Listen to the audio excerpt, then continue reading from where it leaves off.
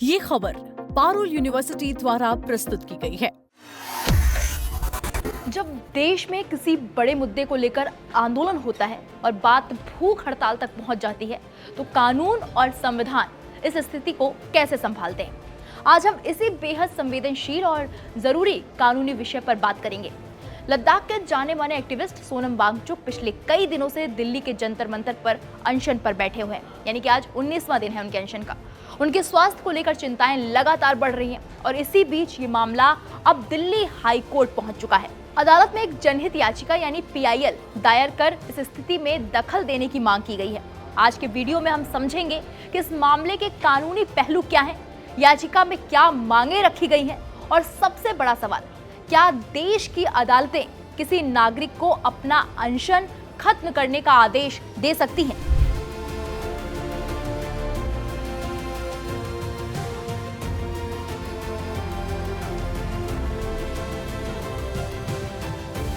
सबसे पहले जानते हैं कि ये मामला आखिर अदालत तक पहुंचा कैसे। सोनम वांगचुक 28 जून से अपनी मांगों को लेकर भूख हड़ताल पर बैठे हुए हैं। 18 दिन बीत जाने के बाद उनकी सेहत को बिगड़ता देख वकील राकेश कुमार सैनी ने दिल्ली हाई कोर्ट में एक जनहित याचिका दाखिल की।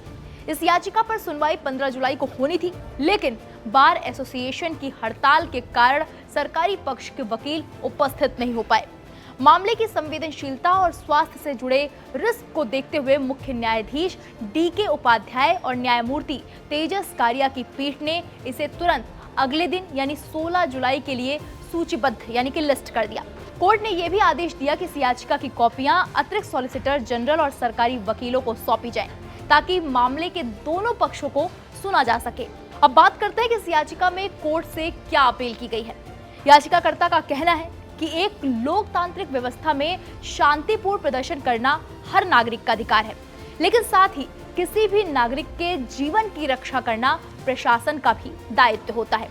याचिका में मुख्य रूप से 3 बातें कही गई हैं। पहली, सोनम वांगचुक को तुरंत जरूरी मेडिकल सुविधाएं जैसे लिक्विड, प्रोटीन और विटामिन दिए जाएं, ताकि उनकी सेहत और ज्यादा खराब न हो। दूसरी, अगर डॉक्टरों को स्थिति गंभीर लगे तो कानून के दायरे में रहकर उनकी जान बचाने के लिए जरूरी कदम जैसे फोर्स फीडिंग उठाए जाएं।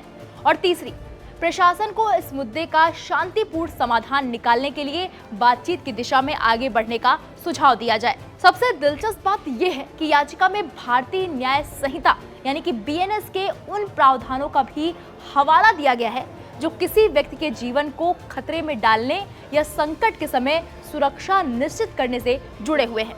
याचिकाकर्ता का तर्क है कि जब किसी नागरिक का स्वास्थ्य इतने गंभीर मोड़ पर हो, तब कानूनी और प्रशासनिक तौर पर तुरंत कदम उठाना जरूरी हो जाता है। अब आते हैं उस सवाल पर जो हर किसी के जहन में चल रहा है, क्या हाई कोर्ट सीधे तौर पर अनशन खत्म करवा सकती है? कानूनी एक्सपर्ट्स और पुराने मामलों के मुताबिक अदालतें आमतौर पर किसी भी नागरिक को उसका शांतिपूर्ण अनशन खत्म करने का सीधा हुक्म या डिक्री जारी नहीं करती। इसकी वजह यह है कि भारत का संविधान नागरिकों को अपनी बात रखने और शांतिपूर्ण विरोध करने की व्यक्तिगत स्वतंत्रता यानी कि पर्सनल लिबर्टी देता है। लेकिन कानून का दूसरा पहलू ये भी है कि जीवन का अधिकार यानी कि राइट टू लाइफ आर्टिकल 21 सबसे ऊपर है। इसलिए ऐसी आपातकालीन स्थितियों में अदालतें बीच का रास्ता निकालती हैं।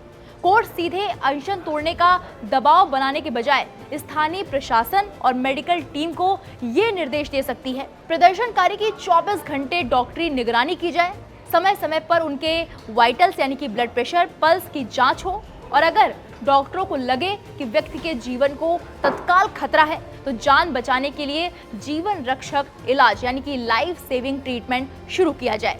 अगर इसी को सरल शब्दों में समझें तो ऐसे मामलों में माननीय अदालतें हमेशा 2 चीजों के बीच संतुलन बनाने का प्रयास करती हैं। पहला, नागरिक का प्रदर्शन करने का लोकतांत्रिक अधिकार, और दूसरा, राज्य की जिम्मेदारी की किसी भी नागरिक की जान न जाए। याचिका में यह बताया गया है कि अनशन की वजह से सोनम वांगचुक का वजन लगभग 8 किलो कम हो चुका है, जो चिकित्सकीय रूप से चिंता का विषय है।